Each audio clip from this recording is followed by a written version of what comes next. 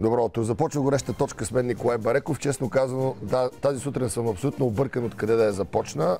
Вчера денят беше безкрайно интересен и завърши по един преемоционален начин за мен, когато депутата на партия ГЕРБ, Доброслав Димитров, който между другото се оказа и шеф на комисия в миналия парламент, мисля, че комисията по отбрана и външна политика, си изпусна буквално нервите и тръгна към мене може би да ми посегне. В последния момент реши, че по-добре да ме замери с чаша и струши порцеланова чаша в краката ми, след което буквално избяга от сцената. Снощи е излъгал господин Димитров пред агенция Блиц, че не са го ударили с яйце с камък. Разбира се, много е неприятно и с яйце да те ударят. Още повече него го замериха на няколко пъти, но го удариха с яйце човека, а не с камък.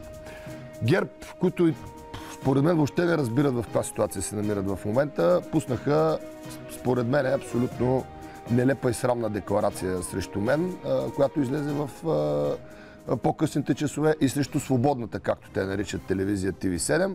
В тази декларация има две абсолютни лъжи, неистини и нелепици, които ГЕРБ употребява по мой адрес, и аз още днес до обяд ще заведа дела и ще подам жалба и срещу Димитров, и срещу, вижте какъв абсурд, срещу партия ГЕРБ.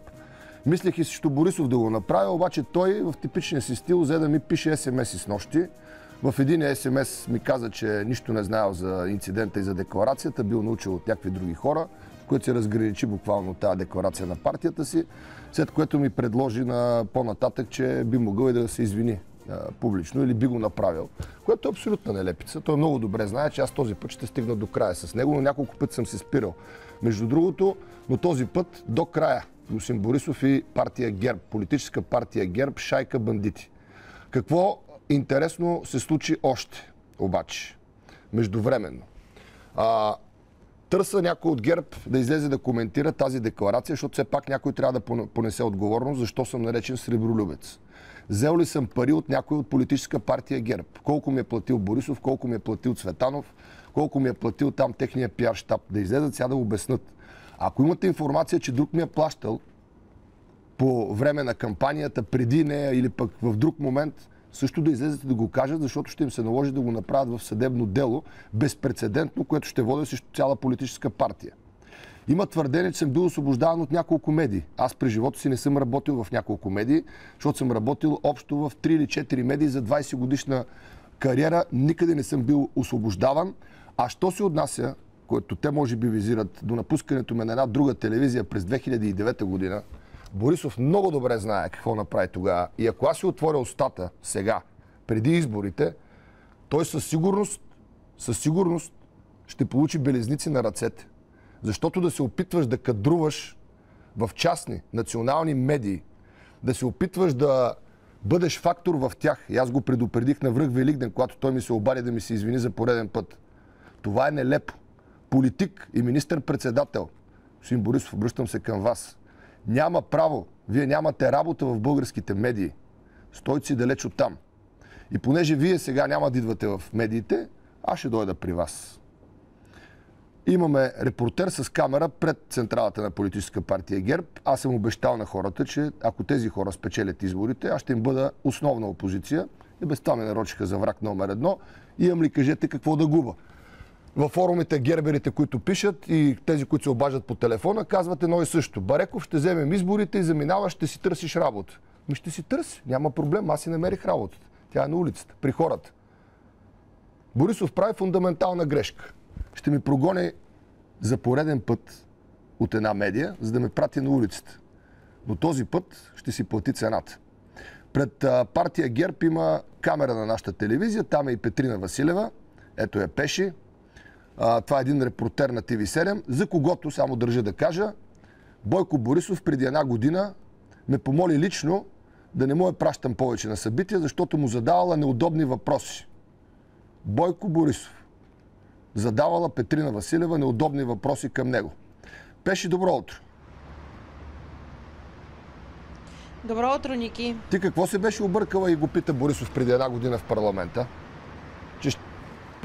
Забрал съм случая. Ами всъщност няма една година. Това беше миналото лято, когато няколко дни след атентата на бургаското летище Сарафово Тогава аз попитах Бойко Борисов така дали някой въобще от политическата класа в България ще поема отговорност за това, че не са били направени някакви опити да се освети този атентат.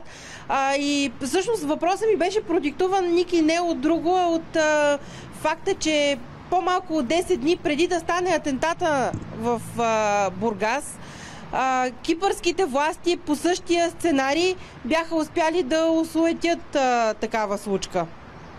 Точно така беше, това беше случая, след това Борисов помоли. Да. Преди това и след това се говореше, нали, че българските служби са имали така някакви нишани, че се у нас се подготвя подобна терористична атака.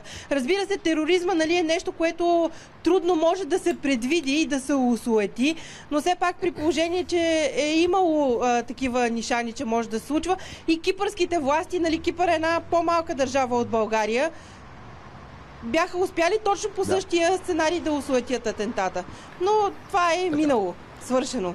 Петрина Василева не беше освободена от телевизията, както ме бяха помолили, както ме беше помолил въпросния Борисов. Тя остана да работи в телевизията. Аз никой не съм освобождавал журналисти под негов натиск.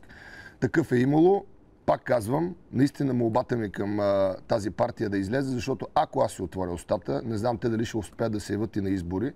Аз съм от хората, които разполагат и имат най-много информация за начина, по който Бойко Борисов работеше в българските медии, работеше с българските медии, кадруваше в българските медии и за така поставям въпроса сериозно пред партия ГЕРБ да излезат още днес и да обяснят данните за моето сребролюбие, колко са ми платили те през годините, за да получават моята подкрепа, колко според тях съм получил и сега, за да ги критикувам.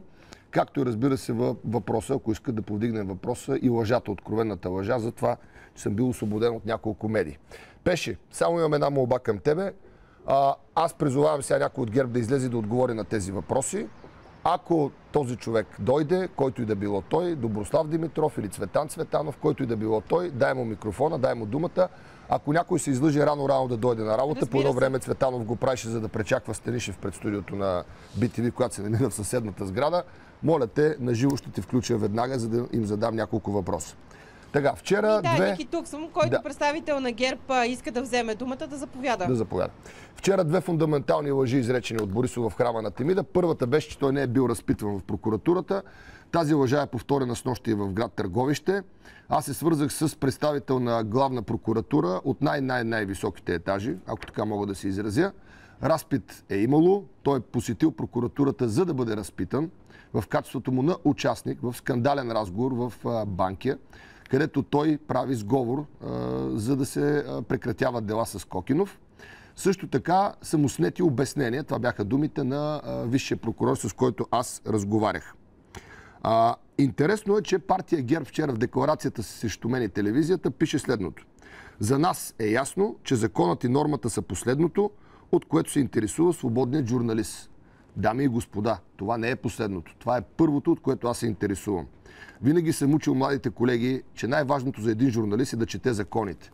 За разлика от вашия лидер Бойко Борисов, аз знам какво е апелативна прокуратура и знам къде се намира апелативна прокуратура в йерархията на държавното обвинение. Също така, за разлика от вашия лидер Борисов и Цветанов, знам, че да се събираш с градски прокурор в дома си и с бивш министър, срещу който се водят дела, и да се сговаряте, наговаряте и обсъждате как да бъдат прекратени делата, е абсолютно нарушение на законите и на Конституцията на Република България. За разлика от вас, скъпи мои бивши приятели от партия ГЕРБ, аз знам и следното, че българският народ страда от вайпилща липса на правосъдие. Има отказ от правосъдие към българския народ. И когато вие от такъв висок форум, всички медии, пускате гласа на Борисов, който оговаря градския прокурор, който бива наричан от градския прокурор на София шефе, вие трябва да се засрамите най-малкото. Втората лъжа, разбира се, на господин Борисов вчера беше, че той никога не е получавал доклад за подслушването от Кокинов и никога не го е давал на трето лице. Той хем е получавал такъв доклад и го е получил, хем го е дал на трето лице. Това трето лице не е ясно кое е. По вторични белези, където се споменава и моето име, може да се направи обоснованото предположение, вижте, почвам да цитирам дори гениалния господин Цветанов, че това е самият Цветан Цветанов, който е сговарен от Борисов как трябва да отговори на неудобните журналистически въпроси, когато този доклад, че МВР е подслушвало незаконно по времето на Цветанов и Борисов, се появи на бял свят. Има още няколко обаче въпроси, които остава да се изчистят. Аз съм ги задал до главния прокурор Сотир Цацаров, до министър-председателя Мария Райков и президента Росен Плевнелиев. И те са във връзка с следното. Споменава се участие на човек висш от българското разузнаване в дома на Борисов в Банки.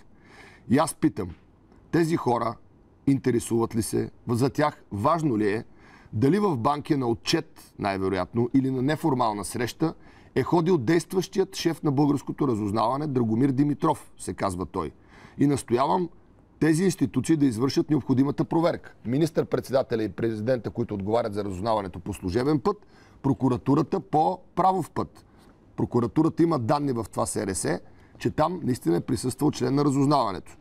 И още един въпрос, който остава открит. Кое е четвъртото лице, което участва в това СРС, а именно лицето, на което Борисов дава нареждания или му обяснява как да реагира на доклада с подслушванията. Толкова от мен като коментар по темата. Аз, господа от ГЕРБ, съм на ваше разположение, както един привърженик на вашата партия каза. Днес, по някое време след обед, ще съм в Пловдив с жълто-черното шалче. А дали ще бъда на ВИП трибуната с сина ми или ще отида в агитката на Ботев, зависи само от това дали кмета на града и Борисов ще дойдат на стадиона да си правят пиар. Аз с тях на едно място няма да стоя.